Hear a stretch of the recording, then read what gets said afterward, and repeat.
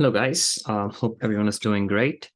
So, welcome back to my channel, Knowledge Central, where I talk about different insights on life, career, and also actionable insights from different self improvement, self help books as much as possible. And I'm sticking to it, at least in the series of books. It's mostly about self improvement, self awareness, and yeah, try to just make our lives better as much as possible, right? Every day you can be a better person than you were before. So that's one of my important philosophies as well. So in this series or in this video, I'll be talking about book Dopamine Nation, where we are in a generation, it doesn't matter, even 10 years back in the previous generation, people usually look for dopamine. And when I mean by dopamine, it's actually one of the four feel-good hormones. Apart from dopamine, yeah, we have oxytocin, and then we have serotonin, and then endorphins. And again, dopamine is a stress buster hormone. It gives up motivation, gives us more energy, pleasure, of course, happiness, etc. So just to give you context.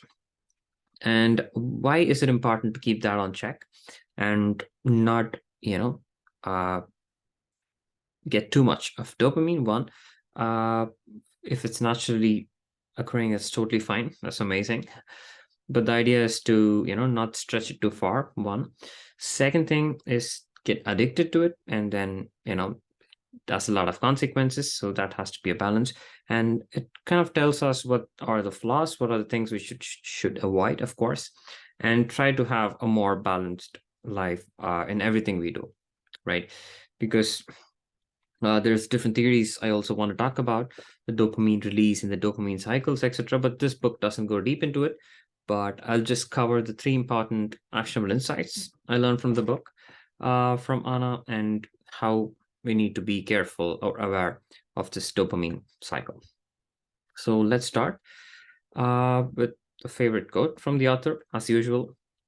So she puts it in a very delicate way, like the paradox is that hedonism, the pursuit of pleasure for its own sake, leads to something called anhedonia, which is basically literally depletes, or makes us not able to enjoy the pleasure of any kind, right? For example, when you have something too much, say, for example, when you eat something really, really sweet, right?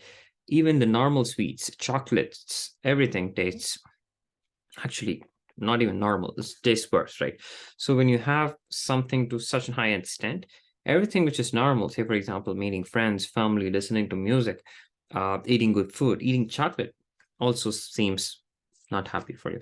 So that's the part where we should try to avoid and try to have, a natural release of dopamine in everything we do, right? That's really important. And a quick fact, like when we eat chocolates, our dopamine kind of level rises because it gives us pleasure, it gives us happiness a little bit, right? That's why we love chocolates as well, right? So basically, there's this baseline of dopamine, and then it gets up to 1.5 times the base rate of your dopamine. So the idea is when we keep doing things which shoot up dopamine to, an extent of 5x and 10x, anything even close to chocolates won't even give us any happiness anymore. And that's the quote put in a very delicate terms, and how to, be careful with it. So just getting on with the three actionable insights where we need to take care and we can do something. But the important thing is basically we try to run towards pleasure whenever there's, we tend to experience a lot of misery, a lot of, kind of symptoms which make us, feel down a little bit. So misery usually turns people into, look for, more pleasure externally, and especially, when we can't deal about few things, when we have some high stress, discomfort, we try to find some shortcuts. And it's really important to, first of all, understand that, there are going to be some stress, there are going to be some troubles. Life is not going to be smooth, right? There are always going to be ups and downs. We need to, understand and try to build a resistance to handle these discomforts, and that's quite important, right? Be aware, be patient. Of course, few things might take time, few things might take a little longer than we expected. So this actually tries to also set our brain, to practice the patience, practice to wait, in order to get something, and make your brain also go through this pain, and then make sure that, again, I'm not saying get used to the pain, but also treating it as something which comes and goes and it's normal, and then we can't immediately go look for something, have a drink or alcohol or drugs, etc. So we shouldn't even think about that. We should probably try to deal with something else which release our stress more naturally, and we'll be coming to that point later. But the idea is to tolerate discomforts. Making yourself uncomfortable is fine, right? Few things are going to happen. It is what it is.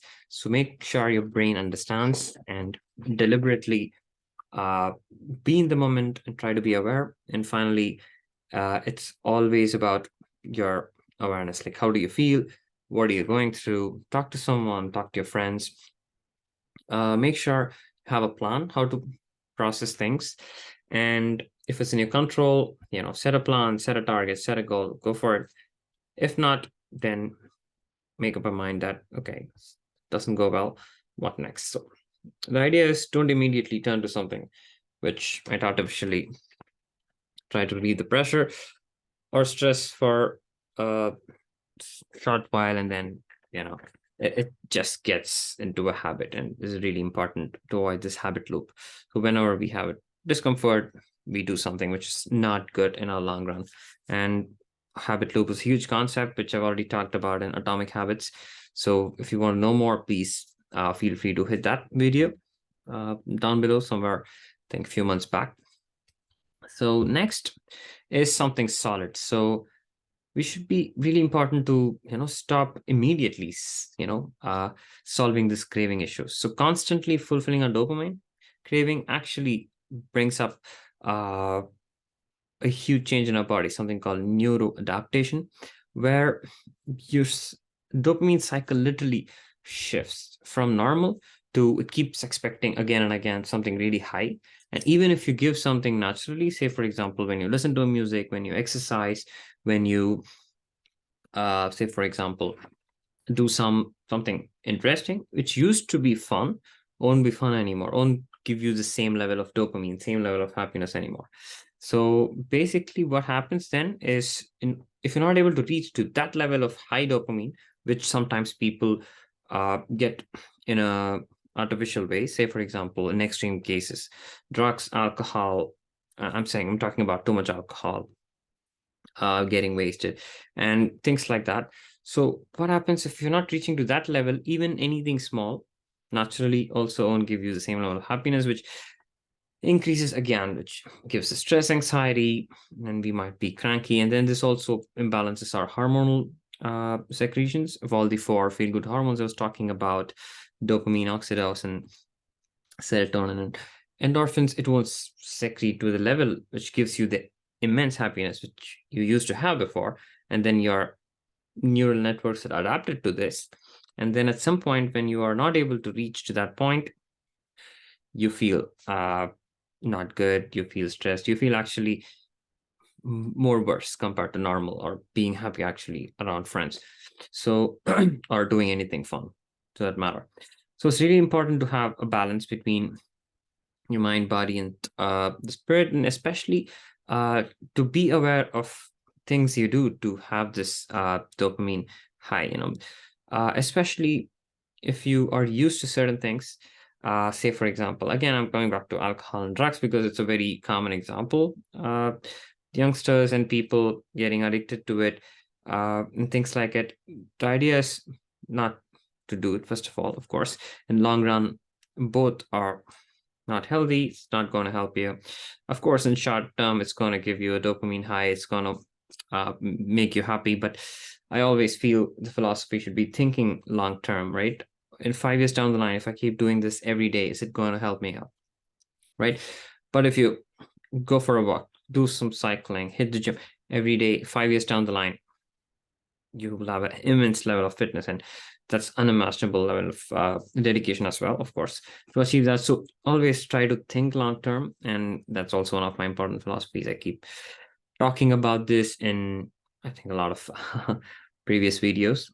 So that's the second important thing, is not make something really addictive, not make something a habit again, right? So be careful of this cravings and try to have a control and awareness over it. And finally, this is where it's a cool part, where of course we can make sure the dopamine cycle kicks in, but by doing something naturally. And this is where I come across this podcast or Instagram. I think a lot of videos about dopamine, and one of the scientists, I forgot his name, it's not coming to the top of my mind, but the idea is, he mentioned, the idea is you shouldn't have the dopamine high before the event, or you shouldn't have this natural dopamine after the event, or in fact, naturally, it's not possible. The only way, healthier way, is to get the dopamine through the action. And this is something which hit me so hard, because most of the things we do, for example, if we take an example of alcohol or drugs, it gives us the dopamine after the event, after the action, right? If we drink alcohol, we get high after 15, 20 minutes. So that's not healthy. So the only healthy way, or one of the most healthy way to actually have this dopamine high, is during the action. And that comes through pain, right? It sounds a little bit paradoxical, or it's a cliche, but the idea is to do something which gives you short-term pain, but then gives you this dopamine high through the action, like cycling, jogging, hitting the gym, listening to music, etc., etc., etc. But listening to music is not pain, of course. So everything what I mentioned is going to give you a short-term pain, but then long-term, it's going to give you immense benefits. It's going to make you fit, going to make you healthy. It's going to improve your longevity, right? At the same time, it's going to decrease stress, decrease anxiety. So pain can be a beautiful way to elevate our stress, decrease our anxiety, and achieve this dopamine and endorphins. And that's why even working out, even after 5 minutes of jogging or working out, you feel something better. You feel enlightened, you smile, even though you're struggling, especially doing the last rep of the push up or the pull up. But still, after doing that, immediately you'll feel some feel good, right? Hormones, that's dopamine and endorphins kicking in as well. So anything, again, exercise, one of the examples, as you've seen the slide, intermittent fasting, cold shower, all these gives a very short-term traumatic experience, but the idea is it'll improve our dopamine naturally, and this actually sustains for a while. So it not only gives, again, long-term benefits, but also improves the immune system, again trains our mind to undergo this pain for a long-term pleasure. So yeah, these are the three main points to be in check, right? So whenever we have something, whenever we go to misery, not immediately look for something, an artificial stress busters, but try to do something more naturally. It's really important to be aware of what are we doing, and finally, try to increase your dopamine through the action of an exercise, hitting the gym, cold shower, intermittent fasting, and make your brain and nervous system adapt to that discomfort, which is going to give you a benefit in the long run. And yeah, I think that's it. It was a little extra long compared to what I was planned, but the idea is, good luck and be aware of what you do, and then hope everyone gets their happiness, what they want. Good luck, and take care, guys.